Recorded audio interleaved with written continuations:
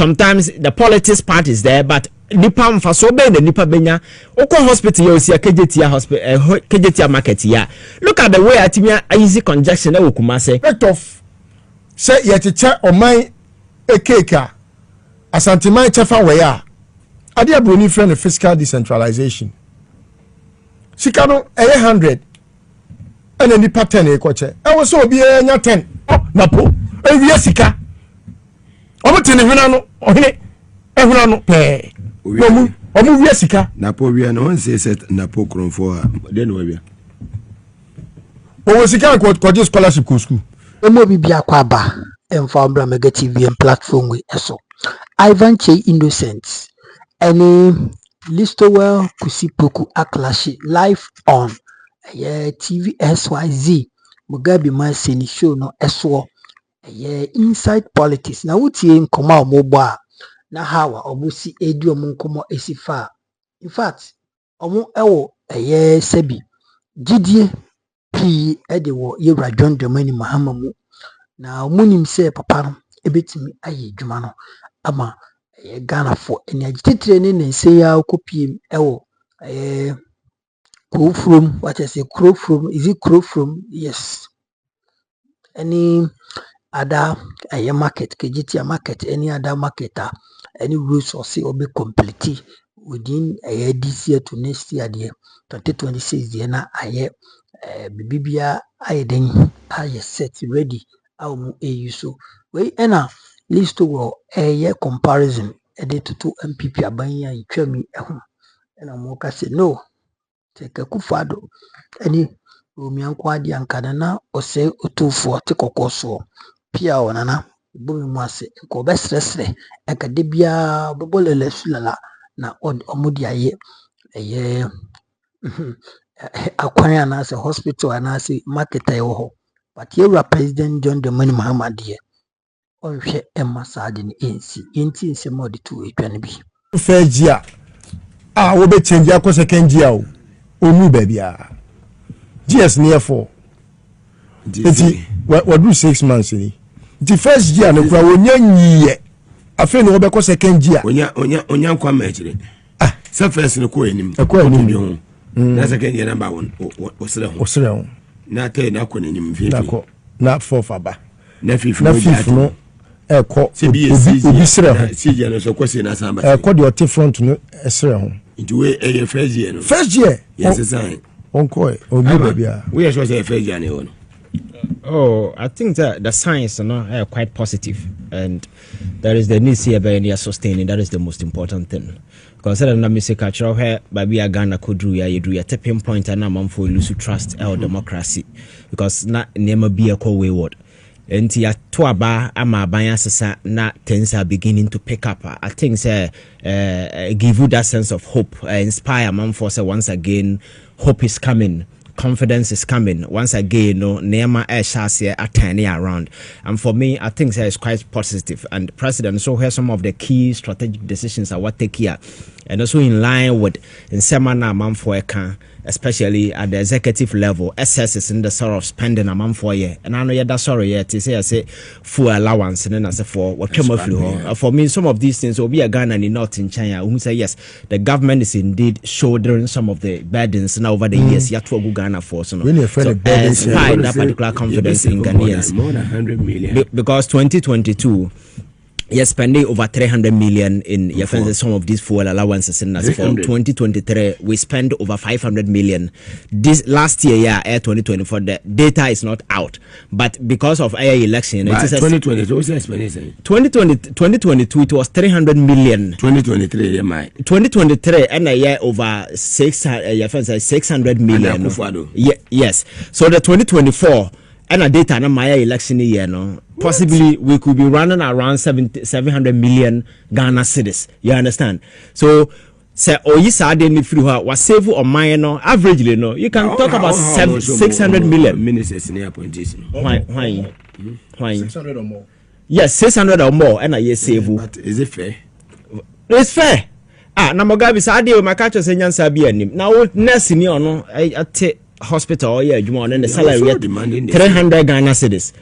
obije 3,000 4,000 Ghana what is any pa on top petrol no be or no over about 200 300 million or no top petrol nyansa be na wom. So I think that the idea sanka ya is long overdue. Common sense, right? Yes, common sense will tell you, and it's not as if so minor ye try to build a country, so the sacrifice must be across board, you understand? It's not always obia Ghana need no so sacrifice it. So be a sacrifice. So I think the president has made a very bold decision what taking up that particular center stage. And say a casa economy no more na ya assess ya. Top petrol, me top petrol. The minister told me so me talk. So you feel the heat, and that will give us a very clear and a very dispassionate analysis of what the real state of the economy is. Everyone will feel it. Everyone will feel it, and that is governance. You understand? The policies in the name of you quiet. Can't the Jim Akko. So for me, I think that even we crowd no. I say binumba abeke kaka hon. Nema be te pede yam nesa ansem hunu bebre na ye pia because I say ye fro boga because me person you drew a point again ni be who say being in leadership position. It's not about some what I say. I say, oh, I thought that I because I'm for abuse those things, those privileges. People are just abusing it. I think we need to make to a point. And then we need to look at all these things. No, per diem, no per se, no. People abuse it, and there is no proper regulatory framework around it. For instance, you bet me I say, oh, Kolande, Koye program, bra. The program you can even take a day to do it, but the longer you stay, the more you get your per diem. So you can end up staying because there is no proper distance. So I think we need to look at it because it's not as if it's minor So you're building your minor. We need to take all these things. You can open 1 year 1 day meditate and the amount of money we pay in per diem. Do you know a number of people, young people, provide their more? What I say in the country. So if we are resetting these areas, we need to have a holistic view and reset in that particular fashion. So, the national cake, baby will be Listowel, and then go straight to the main topics. Ivan has always made sense. It is out of fuel and other issues. He's not talking about pay there. He's making sense. Are you sure? He's making sense. Fuel allowance scrapped? Yes. And then you want per diem to also be? No, you see, why do we take per diem? What must I say? Share. Your idea be honorarium. What must I say? Honorariums are not supposed to be obligatories. What I say? A idea, the entire yema honorarium, they say, you should say, what you ma wo ye no. Ebia I was say your mouth your boat chidom. What you say? Na chidom so no. Me say a by force. What you say? Na we no dey ya mra ma na yet say a by force. Inti abri bia no say nipa no eje sika bia ono na adwemu no osusu say ohye me imagine say suspended chief money baby say es gracia ora Mahama say obetwam meboa watch okay es gracia na yeden honorarium yes sika oman ni susu say onwuma pa obedima oman no nti no ye mawo ade we na sabio ye de aboa ma ebi a wadwuma wawie no wodi akona wodi akodi de na wanka say me koso me man kra me man fo kra o ma anya me hwe me boa saa ne ma ni nyina ye neoma ye dwenhu esan say abusua fi say wo koso mo man de na ade baaye me boa enti wo kona odi bi ba dia dachi bi obi abepese ne ba na ne wo faase ana ne busua ni be kwa aban mu me boa ene ye de baaye no Kuffour do anya kro no bo woje pede am wia yen esa bo man ni esikam kro no edi bi ko fu wiem se ko sa se wa broni etaso faso ne sen so o manfo a wo no sabio ye de to ketenkete ma na so me de akwa han wiem se de na wiem twitwuma moto om dware gu ye so etaso ni faso wa wi na da tia konya president bi a sebi abodam tia Kuffour do no aba be ye west na se ni wodi ani ho because I walk from Bokrono. What must I say? Intino, media many adwen. And Ivan, you see, one thing that I find so interesting about Ivan is he thinks before he talks. What I say? Not many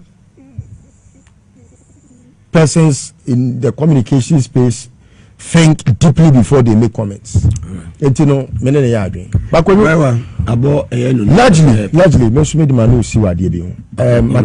Matisse say the police council no look at reviewing the CI 76 about what? The Police Service Act, the Police Service constitutional instrument. Now, me wo adisredi bia me pese me de to IGP ne the police council ne IGP no ko say o so be nyina no o man be 2 years ka ho no and you know mestre say he is performing is really performing and so the mestre owura you know ne say o say between chief inspector who's a chief inspector police for we Ghana nyina na do so pa they are the majority in terms of the rank senior officers rank no. And me say between the chief inspector rank no any the ASP no assistant superintendent of police no yen fa bibi nko hye mfimfin na yen hu one more omoye senior chief inspectors okay because obi wa o chief inspector but oba yen che onima adwuma na o ka say chief inspector say Ivan chief inspector na me so chief inspector one of obi be hwe manu nwi aka say me senior bia na Ivan e senior entino I think say me suggestion we dey enye eyi but enkomo ye nka beboa am yetimi ehu when na senior most enti omum ye hu who falls within a certain category na onipa ko no yenye ni senior chief inspector na omo so a afi no omo eba no so no ye hu because enye obia na betima akọ college we say college no very limited quota system ye dey college no enti no enye obia na betima akọ college ababa ye ASP enti before college no na onipa ko no kra no say wadi emredudu bi wo chief inspector rank ni mu a ye betimi aboa ma ebia ye hu say oye senior chief inspector na obia eneya obeye chief inspector no woni na anyepe it mesre sade no ya ebe buama police ni mu no because say dan pariama nipa bi mu ani atra wo mani nton bi matna chief inspector and bi so atna wa che college is so master ti o mo ye se bi mbeko but u say e hon so enya nipa nyina na betima pia mu cho nipa ne so doso omo chief inspectors come back 20,000 ana if I'm not mistaken omo doso pa o eti mesre say omo we review na and this CI 76 na John Mahama time no mo ye CI 76 mo ye home eti no say John Mahama saba I think say the police service will be better served their fair share of the cake when that's between chief inspector rank no any the ASP rank no yeah the senior chief inspector be shewa na ama ebi matna fa ko che that's say who senior hona na afi no wa ho boa ya aso akwantu for college station officer what you say sano yentimi nkofa obi ya fa ni chief inspector ne ya enko college na we do to dada no da na de to dada na so to esa na asisi abam o mo ni pa with the Ghana police service chief inspectors because most of them were turning around 8 years 10 years what must say ebi out the school we be say bia ni school ko anko yie but the experience in service no so we service as a criteria service with integrity yes into message inspectors and chief inspectors and one thing more on say review committee no so message say omonfa junior ranks ni bi enye membership because we say mo off esro no mo ntimi decide ma omo form no mo ni mo plights it message mo say mo for mo plights no emfa nipa ba ko mienu bu meka mo ho what you say sebi na aye better say we ketua oh there be who say enketua for no so hia a voice say see ya utie obi a voice o fu we da we utie so messages are okay bebrebe so o munti platform ne so esenke yanko a voice ne pese e kan dia enti ma omo enso emeye involved na sebi obi anso share opinion na sebi o man ka say ye jaye mu then the police service will better stand and help the security of this country. These are the two things I think say made it too right on any. And no bezaji pinyama. And by the time we have so. Maybe money be 2 years in come. Oh, we no sebi imperial sir. President and but so was yeka. Yebeka. Na the attention. Me no send me Ora Mahama no. Ni too much half and no ba forever. Send me Ora Mahama no. Enya dia obekwati Ora Yonu akofo obi foforo. To man make a crank. Obema nimre. Adia only director of finance Mr. Frimpong. Mr. Frimpong. COP Frimpong. Hey. But what Mr. Frimpong ni shoe holder. So me kwa me fa we o. Enti me ko police headquarters ne say me Mr. Frimpong ni mustaji no mi o. I said Dr. Kalisu is there. But ono ni there no there. Eh no me mustaji na there. I say waka yo mu kakra. Mr. Frimpong there. Why there? I say yo mu kakra. As what can you look at? We in the end said Dr. Dufo ne demand. Medasi. Listowel Kusi Poku. 6 minutes inside 5 live on TVS was it and also on Power 97.9. Let's get to serious business. Was the Kumasi a year Kuffour market 2026 ready. What should be our sentiments between Kumasi and then Kwano about 3 lanes here, 3 lanes there. Mugabe, I think the camera sanction will you be with me? I think sir Babia Yababe Druno you term the question of Obitimia and so to me. I think sir science in the name Adadi in the past nurture say that capacity is there. And I never manage about some of these things has to do with a certain sick culture be over the years and yasu I say aban bi ba na obesha ade bi ase a aban foforo ba na wajagu nguram na asai. Breaking news ever. Nursing trainees receive 6 months allowance as president delivers on his promise. The Ministry of Health has confirmed that an amount of 462 million has been dispersed to support the training allowances of 120,000 nursing students across the country. So, sir, some of this developmental, a buying be started project, obi for bar, na wajaya go, na no the day no. Sikane dia sheme your mind sikano, na I go waste. We've had similar instances. President Mahama about 2016 year who development or undertake here Kumasi, been a year for the hospital, been a Siwa hospital, several other monumental projects. I don't know the day. The people in the Ashanti region were going to benefit from some of these projects. But nipa da seni ba ebo na dwunim poso be ma project ni nyina say na okwa for the hospital. If Ghana, if we are going to revive it, the amount of money that will be needed ever pumping in to revive some of these things because the structures and a part of it are dilapidated and near money be say we need a lot of resources to be able to do some of these things. Some of these markets and then as for me the same thing.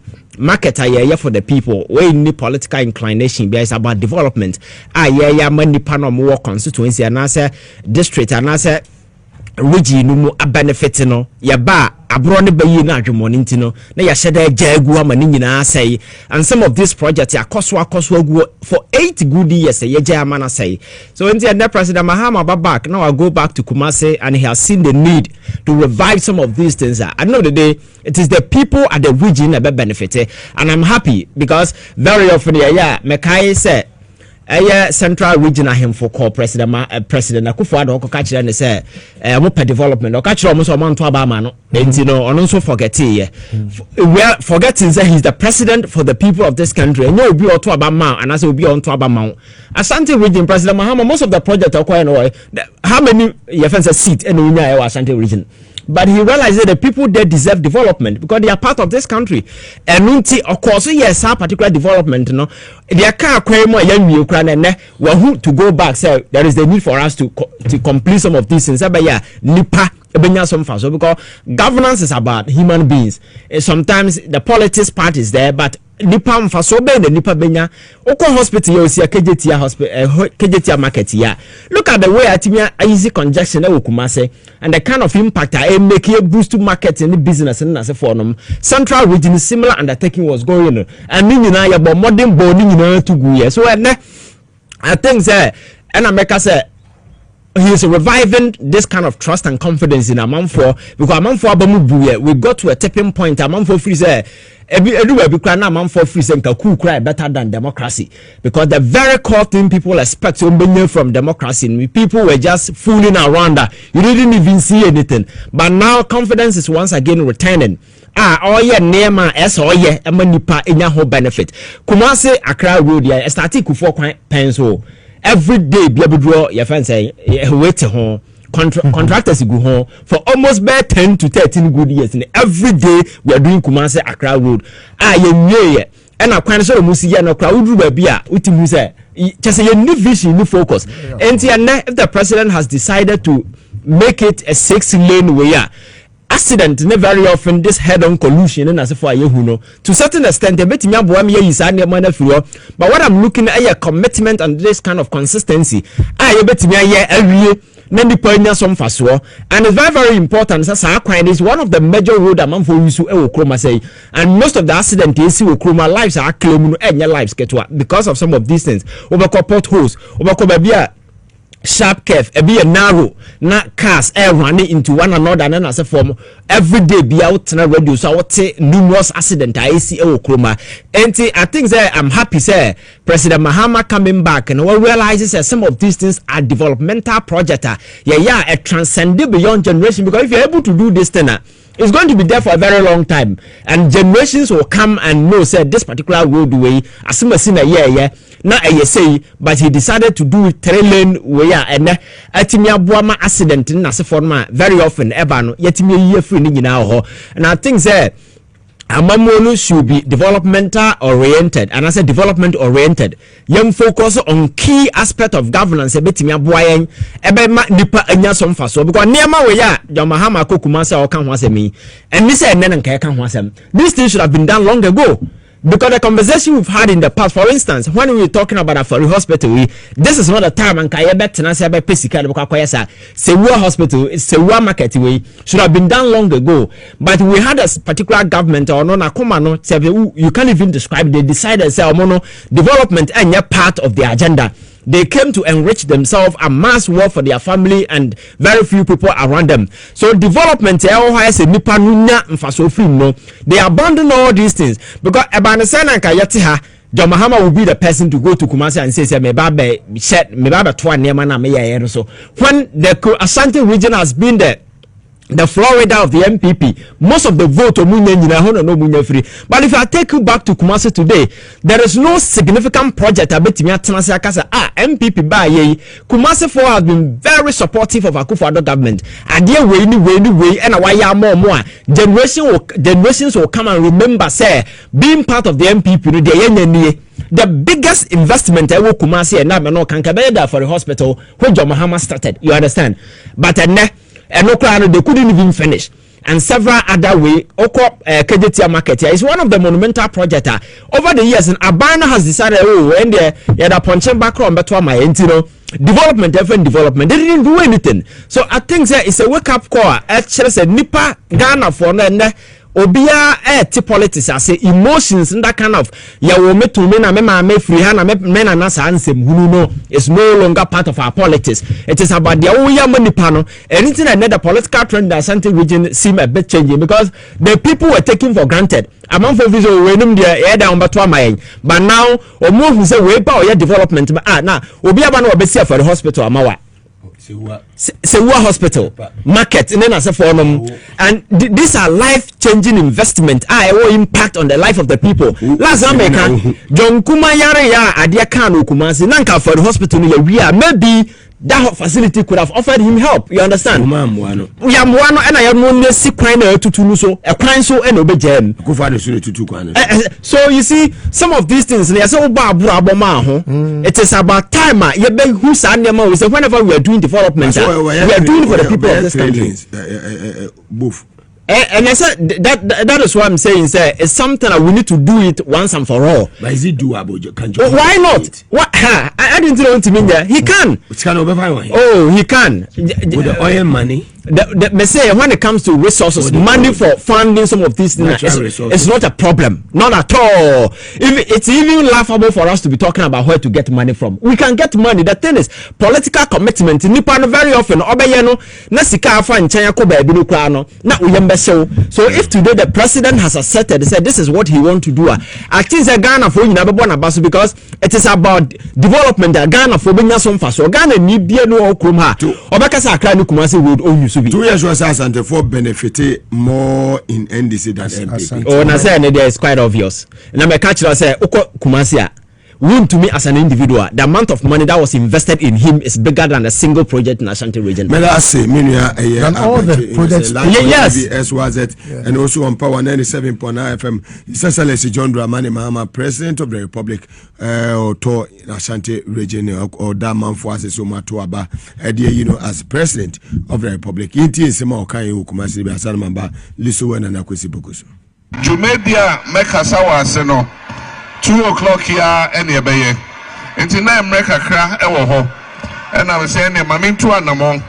Now, member KJTR phase 2. Baby, a Jumane drew.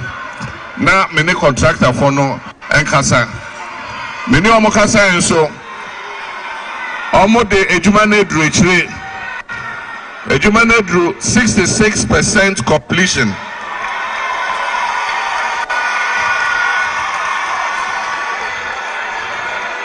Enti ye be shemu kina sene be ya on betimi awie ne ntem na contractor for no many omo kasa ye no se bibia akoyie ebedru afie eba ebedru na wie ye no na chese edwa no ye wie kra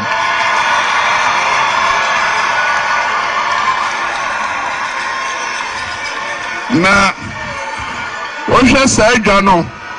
Now they can't win one. Nipadudua ombenya baby atina edi omujano. Ebedu baya 20,000 nipa enebenya.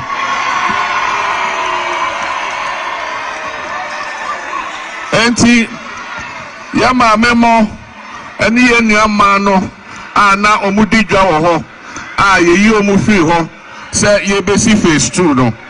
Ya chiro munyina di fefefe enti ye yesa Ghana omo ene di ombekwa akotena ho first ansana yaje ebimso abeka ho tunwani jack ho techiman jack ho mankesim jack ho enti makachire mayor say ontro emma vice president say vice president the first adwumedi na so na onfa Kuffour market enfa nka ho ebi say the kan ho a ebema kwan aba say na be aye maame mo ne enu amanu na apese mu didwa no obi abenya bebi atena na omo afi kwan nchen senya sese a yetimi hu no. Ivan, 1 minute. So this is real development. You see, this KJTR market here can phase 2 has been there for 8 good years. So I said next year maybe. No, me in your Mahama. This thing should have been done. Because 8 years under Kuffour, they should have completed this particular thing. Mo benefit of Kuffour, but Nyansa yes Mano, they didn't find it because people were busy stealing. Are you aware say UGMC na phase 2 ho? What is Obiaka Wasebo Kromada? UGMC phase 2. They never spoke about it. So you see the difference between nation wreckers and nation builders. So the guy is building a nation. Those people came to wreck this country. What say? Why is the Burkina Faso president trying? So that is a clear difference because and a project now or more a project here transcending beyond generation and they providing real job opportunities for people. Market 66 what? 66%. Yes. I'm shocked. Listen, over to you, please. Mame Fakunya we so na menchie thiéf ni ahwefo. Any adofo ni happy belated birthday to our brother. Belated. Is it Mr. Kwame Raman? Oh, Kwame Raman. A very fine guy. Ramana, or the Salif Beka ni dimu wasi wa de Kwame. Or the Kwame. Salif ni There be so ya Asante, saye not na. Never. Over some more Asante diana.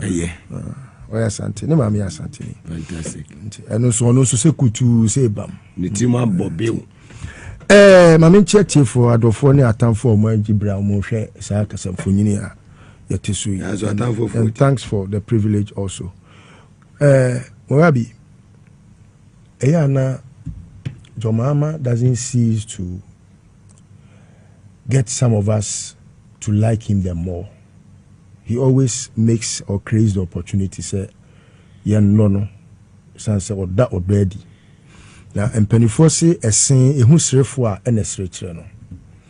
Na emre bi atwemu a se enya mayosemu a enkan sembi alipa bi kafa ora Mahama ho no. Na ke hu bi hia se nke ye de ombekwa ahemfie no makotwa dwan. Esan se nye John Mahama keke eno na omugu nanimu ase. Na omugu sebi asanteman animu ase. Na omugu sebi asantifo ho fin se ase ye de ye no ye nye nipa ye pa de pa. Na edru baabi ema kasa no koye se omutwa ntro bi kura sebio nipa a oya mayosem waba obekate sort for a project. Our project no ewo asanteman asase so a krobia refi asante kotoko ekobie ohun bodi amma musu ma ha wiei na okansem se amayosem a yeye ama ebinum akogina fa bia sa fa no ade papa kura ba fia oboto agu na omo boato agu se enya ade papa wa mosabio NPP amayoku din ene wa mo obi adin na sakasa ya wokan ya na obi anim se woni NPP fo na sabio kasa sanse omo na ade papa bia ebo asantina mu a na efriend si ho a omo boguo afei NPP fo ko tena kasa fidie so John Mahama se asantifo wo ya ade kura nsomani wode sika kokko kra ye kwan mamu a eno mo ka kasa ya na afi ebeda trim nipa bi trim ma ne be ye sabi edemo a afi akoye te se John Mahama kra wota asantifo na sabi amayosemo a ye no ma we mu pa mampani ben including Miami of Kuffour mampani ben ena watimi atena se ya nwene enyama papa samede kwa santimam even though omuntu abama me amayoni ben me come with President Kuffour to mean say onu be ye mampani fie nwotwe no ye nkyere ye ade a mampani Kuffour eye no santimam a ye betimi de yensa kyere so say o mampani Kuffour ade a oye ye ni na basobo de nie ya eso kyere owura Mahama bia wo be ye ni fie nan me can say Omampani Kuffour anyebi. I can't say that. But I mean, you heard the quantum of how much cake yes antiman nyaye in respect of say yeticha or my a cake as antiman chefa we are. Ade abroni friend fiscal decentralization. Sikano 100 and any pattern e kwache. I was so be nya 10. Yes yeah. Nemum krobi sufo nya bi che bia eya na sabi ekwaye se sabi ha adwen Mampani Kuffour o ma yen sabi Konfanoche emergency center o dey see my meboa oye Accra Kumasi highway no danida for be ye bi e ma roundabout ba so ma eno kra ye hyase ebo ho edede oye bi o this also born from wenu any percentage, not even 5%. So for like, Accra Kumasi ni nyina na ya Ashanti.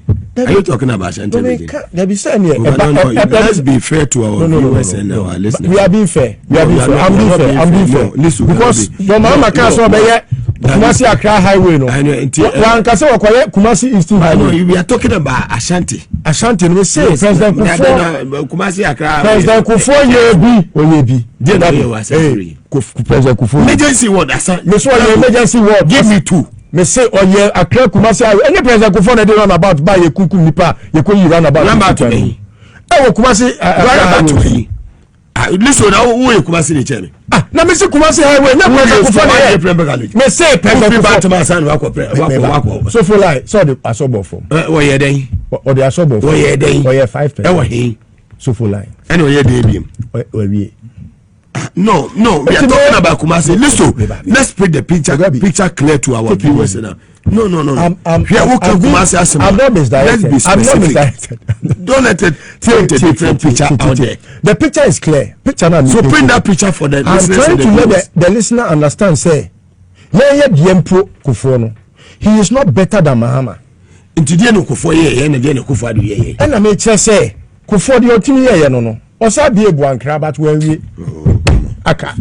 Listen. Listen. That in no. Don't go there. Go. Me no Kumasi. No, listen. Intent no Kumasi. No, listen. The intent. No, the intention to even listen. The same day that Rollins died on the 12th. The same week. And two for Kuffour do to for Kujina Ayabo and Crown Moko sign contract. That are me Kumasi.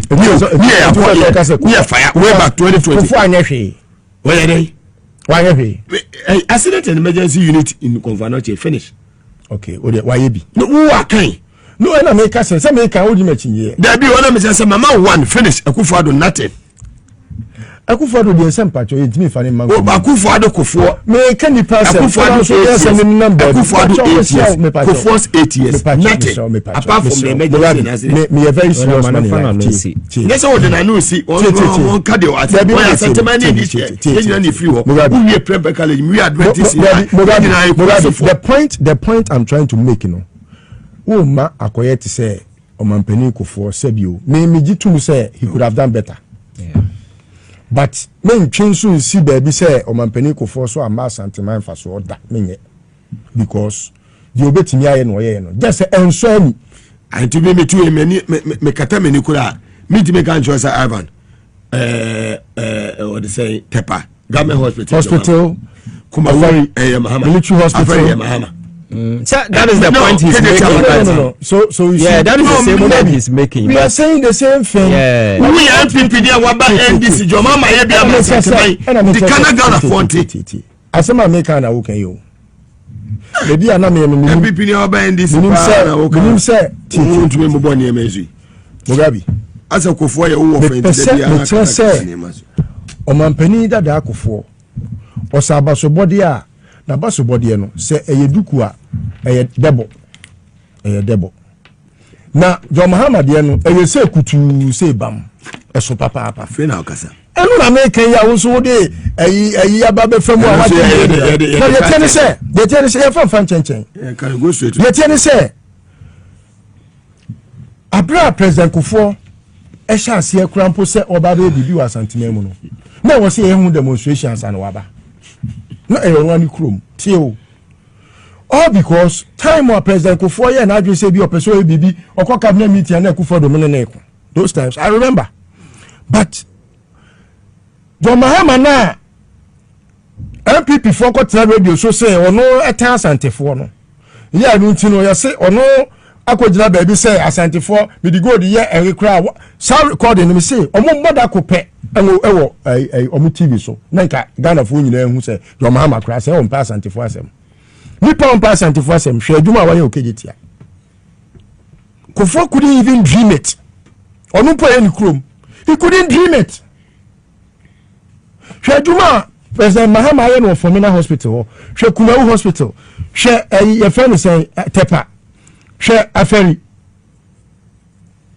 it got to a point it took the intervention of Krobia Irefia Santikotoko Himbo Mamuso to make sure say even Kuffour not impoa atetia pansam no abai wo na ponu wiesika Kuffour na po wiesika obutene hwena no ohene ehwena no pe omu wiesika na po wi na on say set na po Kuffour den wo wi o sika ko scholarship ko school But how can you confirm that one? Take it out, please. I will not take it. No, he's still under investigation. No. I will not take it. Until the court, competent. And I want to confirm who's a confirm. We are as guilty. No, Morabi, me and first time more from the me na book can one other Manu na you me who free more. You who free now. Me can use now. Wajuma we manager. What from Wajuma? Carry on. Do you pay me for maybe my excluding my own mistake? You who free? Me so akronfo. Ona wo nyina wo hwe nanim akronfo anim na nam ho no. Yenka ho. Enti so wo hwe nipa o me members of parliament o mu fra santimamu. Da bia ba ba wie sika won kran ha. O mu fa sika no nya hwe. O mu so ni fa so bia. Konfanochi. Na wo hwe se ohene ya sebio enka wo di ni nkui sebio ba bia akokran ka waduri. Na wo se onu tutuntuma ba ye sebi lala sulela ansana sebio watimi anya kakra dia kwa kohwe se konfanochi betimi agina ne naso na timi ahwe nipa sebio omo hododo omo e wa santima mu a na efere na yegin mo na mo mi kan no na asenso bo asem abache abebuo kasa na ohene di bu Kuffour do ni na aban se mi mpo a me no menyeje to enne se mi mafa sabi nyansa kwa bi so se metutuntuma se me de kwa akosre se nipa meboa ma Konfanochi nyina brania me twema adwensu so se senka Mahama wa ha enka Ferry hospital kwaye enka Kumawu hospital kwaye enka ya friend se Famina kwaye enka se wi kwaye enka tepa kwa dem so wi oh yes enti ade a sabi ora Mahama asantima danase mejina dodo nam se ye bo ora Mahama hu da ura kira santima se muntu abama no na enim de sabi o ye ni from afumpo no ye na isiso na enim se o wakoma pa e wodo e ma ne man e ma santiman ora Mahama wata santiman mu pen o wata santiman mu pen enti sebi ye ka wo bia wo do a wotimi kai se oh mame nto ana emre bi ekuro we ne tena so enti me obi bi papa bi mame moa wo mo a ora Mahama yehu a obehira wo ne wasifo nyina se wotimi anya akoma pa a impo edwa omampani Kuffour hya ase na yegya ne ho krofrom okọ mame bi metie no ama shako video baako o se president bienu a watu ne dan de radwanim na ne nan keka na watu de radwanim ni ntino efine kuro oni na busu nyina ombeto aba ma NDC enti no mesese yaso yemo ni kidom na ekwa bia so no owura minister ene menua Zuba ekwa bia mo befa so mo betimi ama sabi na ni mo nyama sren ama amama nyina hu ni nipasu ni nipa ban no yesere mo mama ne nkansisemu mo nya de mo betimi bia na yadase bi nra biem no so ye ka no na yese srese owura Mahama asantiman edowunti odo di a kire ya phase 2 no airport no yesere bi mayen bia ka mu bia se bi e kansisemu NPP never again NPP Gina ewo eye kolima ewe enti abusia we yensem a omodi tu edwa de bia me ka kire NDC for se said yes abre asanteman enye gidie ewe NDC monodie ewe semu tutu manamo eyi papa NDC for ewe semu make sure say mo be mampuntu dwuma akoso ewe Ashanti region because me sure me susu say asanteman gra na atumfo na se tumfo nana piao me shop se nana F1 eta NPP chi sorry NDC chi me sure se nana edin support ama NDC eni yura John the many Mahama nana eni gidie ekon ehun because anatena se no hwa bakosema party a mobile in the Fourth Republic o mabebo asanteman pa de untimi nkanja NDC NDC ena ababɛboa mo under this fourth republic ayewumi. But one thing I was NDC for mo money ɛda hɔ nom ɛyɛ sɛdeɛ mo communications team no ɔmo bɛkasa afa adwuma a ɔmayɛ ho ɔmo bɛbɔ ho dawuro. Adeɛ baako amboa Nana-Addo paa. Let me tell you one thing. Nana-Addo na Kuffour ɔpanyin no ɔstarte adeɛ bi a na me m'ani gye ho. Ade korɔ na ɛyɛ agenda 111 a na wɔsi. Although none of them ɛna wɔtumi complete yɛ, but na ɛwɔ sɛ nka NPP communicators no ɛma Ghanafoɔ te aseɛ yie. Ɔmo nso kɔtena ase a na ɔmo de atorɔsɛm ɛne Nana wawie ɛne Nana wayɛ sei. Nti sɛ wonya communicator bi a ɔyɛ NDC communicator bi te sɛ Sambi Gyamfi anaasɛ Hussein a obɛgu w'anim ase pɔtɔɔ live on program because ade no wonya nyɛɛ ɛnwie nti yɛmfa nka asɛm. Nti yɛsrɛ NDC foɔ saa mmerɛ NPP foɔ aso ayɛhyɛ ɔmo solve ɔmo internal issues.